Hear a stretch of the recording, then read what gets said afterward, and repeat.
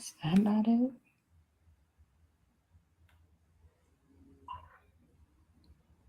Oh,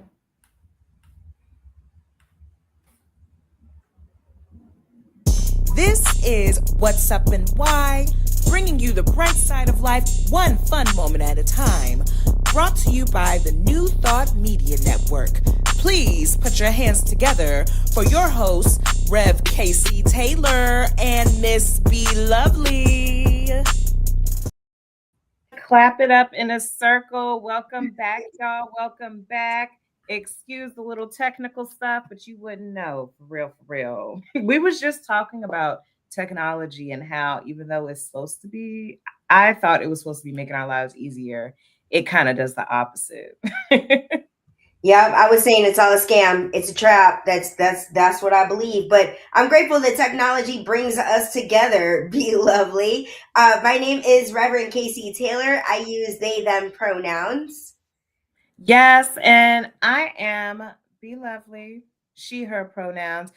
Happy Pride Month. Happy We are in the month Pride. of June. I'm actually surprised you're not wearing, wait, is that a pride? No, it's not a pride shirt, but hey, you're protecting your peace.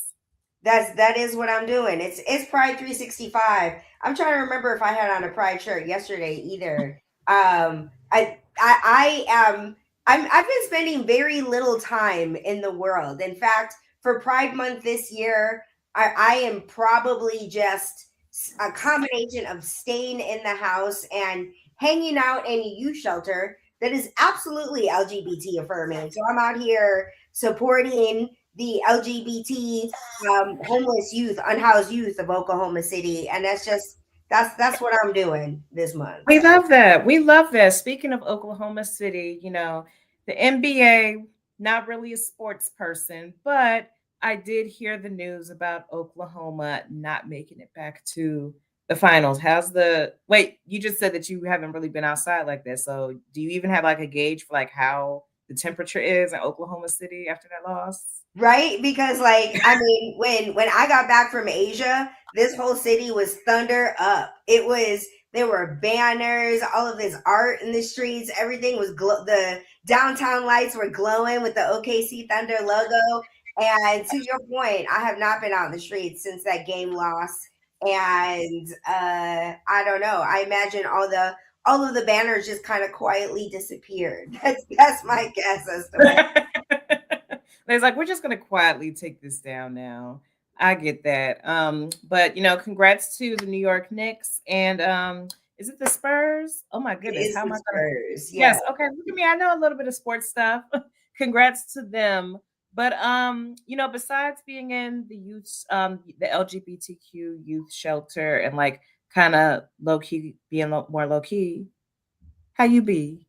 How you been? Well, I was thinking about, mentioning the youth shelter. On our last show, I was actively raising money for to bring some youth advisors to a Black spiritual conference in Kansas City in August, and I'm happy to report that we raised all $4,000 of those funds, and I'm realizing that I've been in this season of prosperity, despite the fact that it's not looking the way that prosperity, the way that I would necessarily want it to look.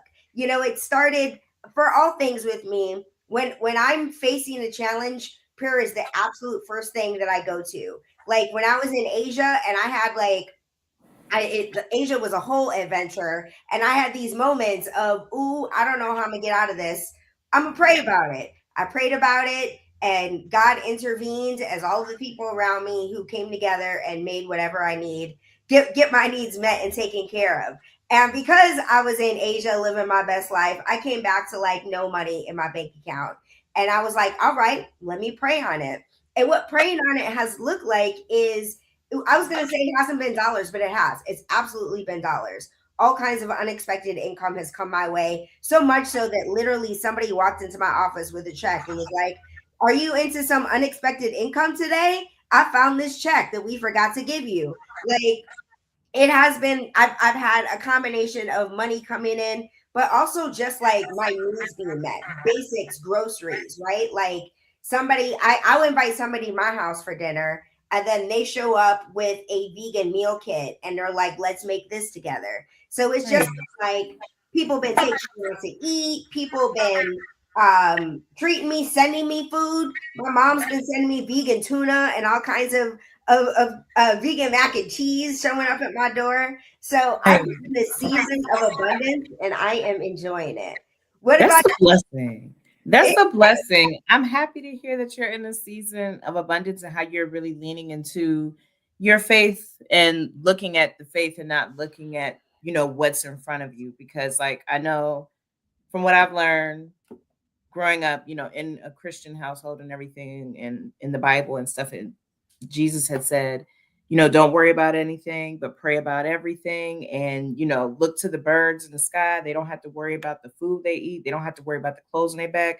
And I take care of them. Aren't you more important than the birds? So it's like when life gets hard, I have to remember that because it's like, yeah, even though things may look bleak sometimes, I still have a roof over my head. I still get food on my table. I still have clothes on my back, reliable transportation. And it's by faith, for real, for real. Because sometimes it be looking like I don't know how it's going to happen. It is literally because the Holy Spirit is protecting me and guiding me. Yes, yes, yes. And I'm looking at homeless youth every day who don't have the certainty of having a roof over their heads. Anything could come along and make them lose their bed tomorrow or whatever it may be. And so that concept of recognizing that each youth that walks in that place, and it's, when I speak to faith, and this is the value of this show, that when we speak to faith, we are not talking about this very specific idea of God and this concept that my concept of God is the right one and everybody else is wrong. That it doesn't matter what it is. It's not about whether a youth believes in an entity out there or an entity inside, but when we operate from a trusting and knowing that this situation that they're in, but like starting their lives, starting adulthood in this experience where they don't have housing stability and they don't know where their next meal is going to come from and they don't know where they're going to get $1 so that they can have an ID to get a job, that faith is the ones that believe in themselves, that operate from confidence, that believe in something of operating from faith. Like they're the ones who move right out, move right on, and are living comfortably to some extent, beyond the comfort of living in a homeless shelter, Oh, wow. And so I like how you worded that. That's going to lead us into our next segment. Are we talking about, what's going on in the pop culture? Somebody else who leaned in faith instead of the evidence that was in front of them, and it brought them to a fruitful venture is Marlon and Sean Wayans. So the Wayans brothers, they're teaming up again for a new scary movie. They are coming back to the franchise. There's a whole history behind it, and I'm really excited behind it because I love the first two with Keenan Ivory Wayans as the director and writer, Sean and Marlon as writers. Like it was really funny. It was it's very timeless. Like you can go back now and like it's still hilarious. But then I watched those in the theater back in the day, like in the theater. I remember it clearly. I was like 6 or 7 years old when it came out, and both my mom and dad took me and my little brother to the theaters to see it. They didn't realize how raunchy it was gonna be, but I remember, and I was like, man, this is amazing. So like, I'm really excited for this because like they make stuff that really makes you like, full belly laugh. And it's a good time. Yep. Yeah, but like how was what I was saying earlier, like how he had faith. The reason why Scary Movie 3, 4, and 5 was not as great as the first two is because the Weinstein Company removed the Wayans brothers from the projects and started trying to create it as their own. And as we all saw, it was a box office disaster, and also the audiences did not like it because the Wayans brothers, they just have the sauce. So we all know what happened with Harvey Weinstein. Marlon Wayans was able to secure the rights to the Scary Movie franchise again so that he and his brothers could write, produce, direct, and star in it. And in a recent interview, he was talking about how at first he wasn't going to do it, But his father, like on his deathbed, had said, I one of the last things I want is for you and your brothers to work together again. And so Marlon said, like, he prayed, asked God to show him the way and what to do, and God put it on his heart to create Scary Movie 6. And now everybody's excited. They've been doing a lot of promo. And he keeps saying it's time for the world to laugh again because it's been so much doom and gloom, and he wants people to go out to the theaters and laugh. So I'm gonna be doing that. I can't wait to see this movie. Are you gonna go see it? Are we gonna go? Yeah, are we gonna see it in Charlotte? We were talking about, our other cousin said that's what we were gonna do. I forgot about that. Thank you for the reminder. Yes, we are gonna do that. All right. It'll be a family movie. That'll be a good time. Yes. Everybody getting together watching it. So if you want to have a good laugh, Scary Movie 6 is going to be out in theaters worldwide starting this Friday. Something else that's happening in pop culture that I thought was really interesting was this new study that shows that the younger generation, people between the ages of 13 and 24, they don't like the music that's being released today. So they don't like any music from the 2020s. And recently they're actually going back to music that was made before they was born. And do you know what the most popular decade is for music? I'm gonna guess the 90s. Yes, the 90s is it. And I get it because, like, when you look at 90s R&B, 90s hip hop, 90s pop, 90s dance and club, like, it's everything. It's so much soul, it's so much sass, it's so much flavor in it. I love the Hollywood Reporter article that you sent me about it. The opening line was something like, "Did you think that the decade of music you grew up in was the best? Well, you might be right." And the 90s was my decade. So to have like come of age at that time, like, I mean, you know what a Mariah fan I was before the name Lamely was even a thing. I was a Mariah Yes. fan. And to see the ways in which that you have responded just as strongly to Mariah's music as I did growing up, that, like, for me, it's really proven. It's kind of like how we started the show talking about technology. And I think there's this I'm recognizing that the companies that make the decisions around what the music they're going to invest their time and energy in, what technology they invest their time and energy, I'm finding the decision makers are so disconnected from the standard, from the people who they serve and are creating content for, that it makes sense to me. And it feels like the 90s is around the time, that's when the internet came around and created this opportunity for people for the next generations to have access to earlier generations of music. In the 90s, there was no Spotify. We had no way of accessing. I didn't know how to, like, the Rolling Stones is like something I'd never heard. And, like, I didn't know how to find that. So, like, the kids that grew up in the generation after me, after you even, you grew up in a generation, you had access to those things. But I love that the music industry has made some sort of shifts where the music from the last, like, 6 years has been sound-wise very similar to the 90s. And so, like, there's been this kind of, like, I've noticed, like, new music kind of feels reminiscent of old music. And, that this decade, like, I would say, like, post-internet, we haven't figured out our identity yet. Like, that's all the mess that we're experiencing right now. It's an identity crisis now that the internet has thrown wrenches in our whole way of being and doing. And I just think, like, the whole nostalgia of what the 90s represented in people's experiences and stuff is something that's, like, really, really resonating and really growing. Like, we're seeing it with revivals and remakes, like with the Bel Air reimaging. What is it called? The one that's Debbie Allen, A Different World coming back. Like a remake of A Different World. They had Fuller House. They had a remake of Boy Meets World and stuff. Like, the 90s is really popular. And it's very, that feeling of nostalgia, wanting to go back to, like, when things was easier, more peaceful, things was loose and carefree and stuff. That's what the people want. It was also a decade where diversity was hot. Like, we didn't racism, like, sure, racism was a thing, but, like, it was socially unacceptable to be racist. Where we're living in a very different era where people are feeling very empowered to to be openly racist. And though I think that that's important, I think for our evolution as a culture, that people need to feel empowered to express themselves authentically. It was nice to grow up in this era of Boys to Men and Mariah Carey Yes. uh, and this era where we were moving in the direction towards the possibility of an Obama who could be president, where where we are now.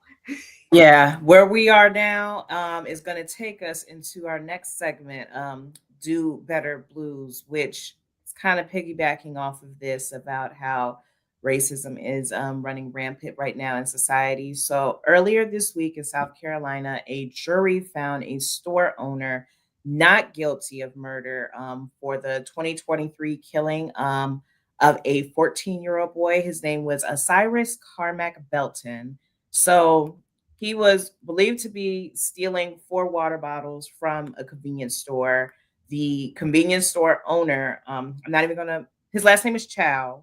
So he chased the boy down. The boy was already out the store, chased the boy down, shot him in the back, and he eventually died. But it turns out the young 13-year-old, he wasn't even stealing anything, but he was 14 years old. I'm sorry.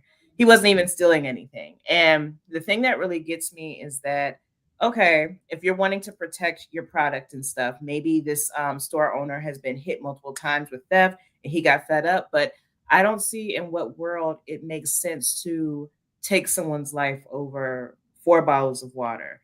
This child was not found with the 4 bottles of water, so he wasn't even stealing. This kid lost his life for no reason at all. And it kind of reminds me of the incident that happened back in the 90s with the this young black teenager who was shot and killed in a convenience store in LA by a convenience store owner because the owner thought she was stealing like a soda or something. I can't remember. Orange Her, juice.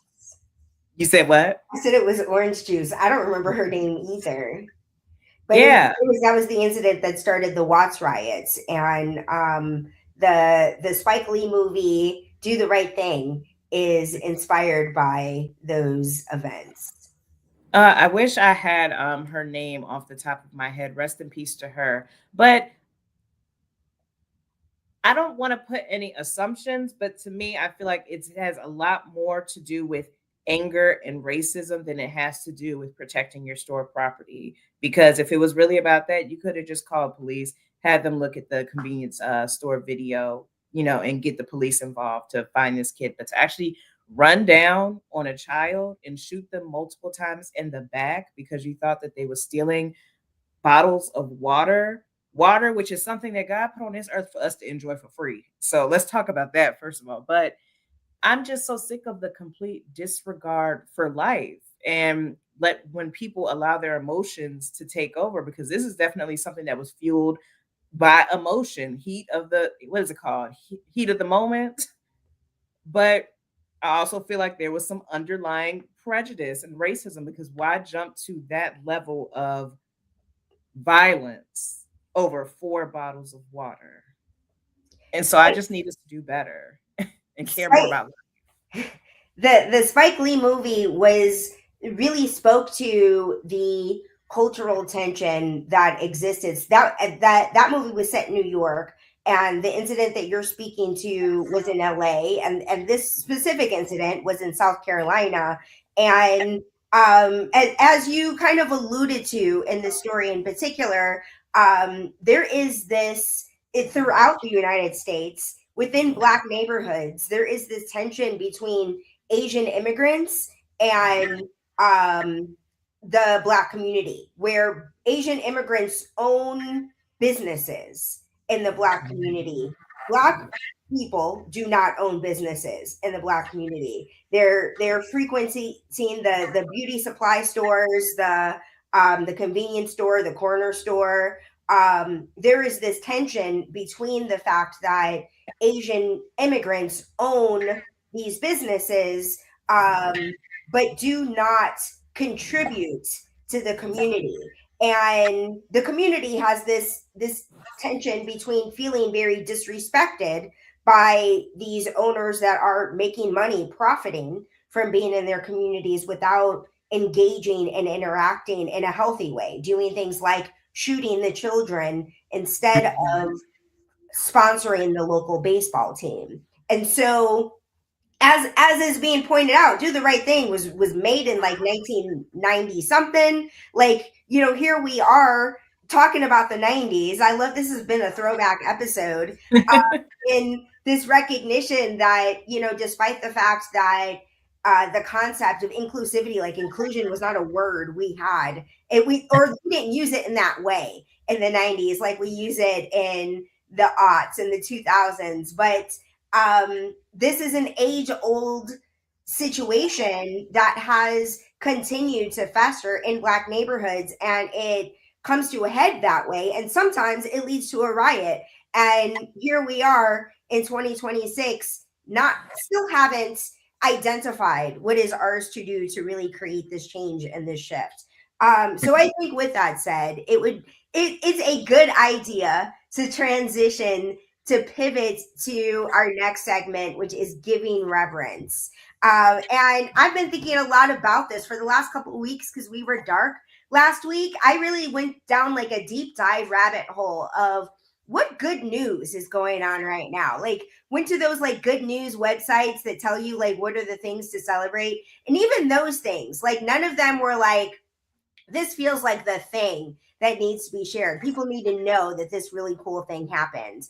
And so as I continue to sit with it, I realize that this show, being on New Thought Media Network, being a spiritual themed concept, like, and giving reverence to something and someone, I've never given reverence to the divine. And I was like, what better time than now? Like, there's nothing that I'm going to find that's going to be better to give reverence to for now in this moment, just because I never have. And it is long overdue to give reverence to the divine. Because when we are looking at things like American challenges that not only haven't been resolved in 50 years, but also have no clear resolution in sight. What gives me comfort is knowing that each one of us is on our own perfect journey, that it does not serve me or anyone else to judge the circumstances. Sure, we can inspire one another to do better. So I'm grateful that that's what we do on this show.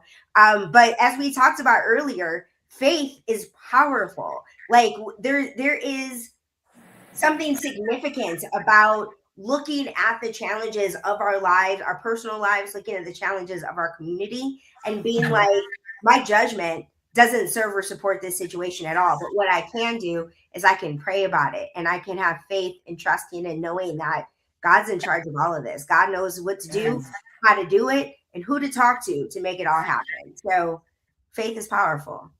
Yes, it is. And it's always good to lean into faith because faith can get you through the dark times that life tries to throw at us. Indeed. And with that, let's give folks, something to look forward to. What you got on the slate this week for making peace with your inner shit talker? Yes, I like to jump around with making peace with your inner shit talker. And because I'm on this gratitude for the divine phase right now, I wanted to throw it back to day 8 of the program, which is the section is called God Shit. And this is in day 8. This is like day 3 of the God Shit section. The reflection question for this day is there anything you'd like to change about your relationship with spirit? So I'm going to ask you, Be Lovely, do you have anything you'd like to change about your relationship with spirit?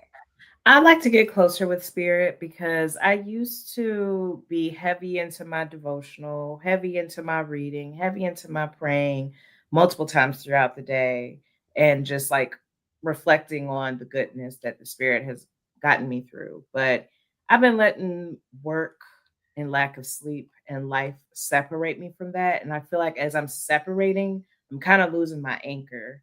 And I realize I need to really get back and be intentional about spending time with the Holy Spirit in prayer, in thought, in, reading my texts and stuff so I can feel more connected to the vine that helps to make me feel anchored in life and gives me my purpose.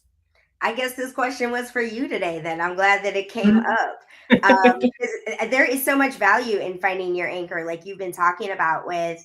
I find for me, when I lose my anchor, and those practices are what keeps you anchored, that work and life get harder and heavier. And so it's like for me, it's this reminder that this is what I need to do when work and life gets harder and heavier. It's really just this reminder that if I was centered in my practice, work and life would be easier. So I might as well make that shift right now.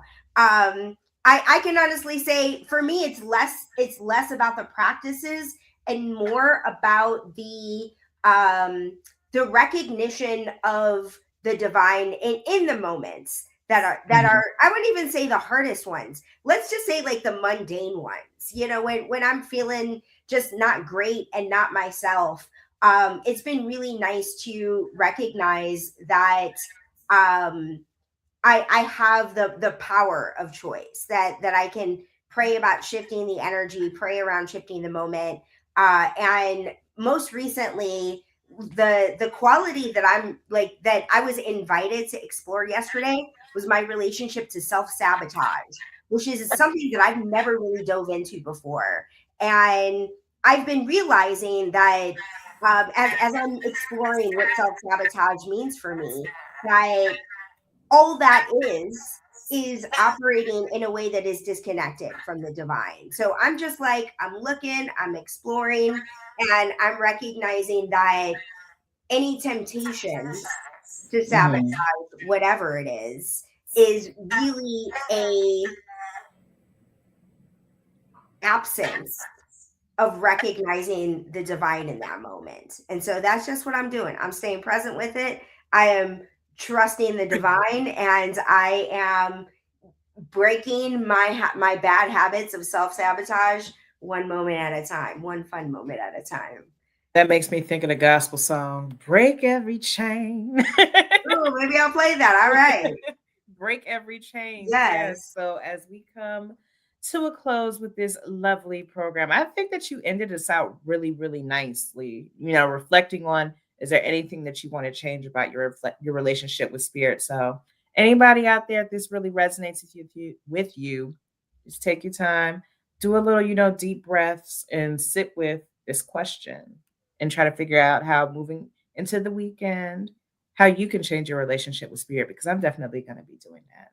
I can't wait for my meditation session. But yes, thank you for that. Did you have any closing gems that you wanted to drop You before were the one we who drops the gems. I'm the one who prays us out. So you got one for me so I could pray us out?